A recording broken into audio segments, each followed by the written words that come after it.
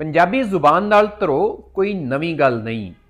तो हुण ताज़ा तरीन वाक़या होया सियालकोट च, जिथे रेट्रो नामी एक पिज़े वाले इदारे ने अपने जिहड़ा उन्हां दा स्टाफ है उन्हां दे पंजाबी विच गलबात करन ते पाबंदी ला दी है और बाकायदा ऑफिशियल उन्होंने अपना एक ऑर्डर जारी किया।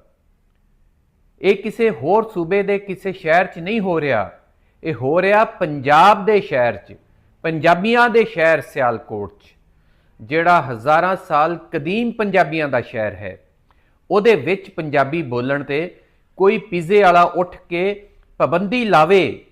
मैं हैरान हाँ कि इदां दी जुरतां सिर्फ लोग पंजाब च ही कर सकते हैं, किसी होर सूबे दे विच नहीं। सिंध च कोई सिंधी तो एवं ला के दिखावे पाबंदी, केपी दे विच या बलोचिस्तान च, इदां दे कम सिर्फ पंजाब च ही हुंदे आ ते ना इन्हां नूं रोकण वाला भी कोई नहीं। पंजाब हुकूमत अगे मैं बेनती करदा, रिक्वेस्ट आ मेरी कि इस होटल के मालक नूं, इस पिज़्ज़ा शॉप के मालक के खिलाफ फौरी तौर पर कार्रवाई की जाए। ना सिर्फ उहदा नोटिफिकेशन वापस कराया जाए बल्कि उहदे खिलाफ नफरत फैलाण के जुर्म च मुकदमा भी दर्ज किया जाए। एक कोई तरीका नहीं है कि कोई उठे तो एक जुबान के उत्ते और उस जुबान के शहर च, यह भी नहीं कि किसी होर शहर के विच जाके लावे। तो ये नाकाबिले कबूल है चीज़ और इदां दे लोग ही नफरतां फैलाण दा बाइस बन रहे हैं। बड़े अरसे तो लोग कह रहे जी असीं उर्दू के खिलाफ बोल रहे हैं, उर्दू के खिलाफ पंजाबी अजकल बड़े होई जा रहे हैं। और पंजाबी उर्दू के खिलाफ ना होण ते की करन होर, जो इदां दे वाकियात होणगे तो डायरैक्टली स्टाफ नूं कहा जाएगा कि तुसी पंजाबी नहीं बोलनी तो गल करनी है तुसी सिर्फ उर्दू च। तो फिर एवें दे मसाइल तो होने ही आ। लोगों की नफरत का, लोगों के गुस्से का निशाना अल्टीमेटली उही जुबान बनेगी जिहदी वजह तो उन्होंने माँ बोली ते पाबंदी लग रही होएगी।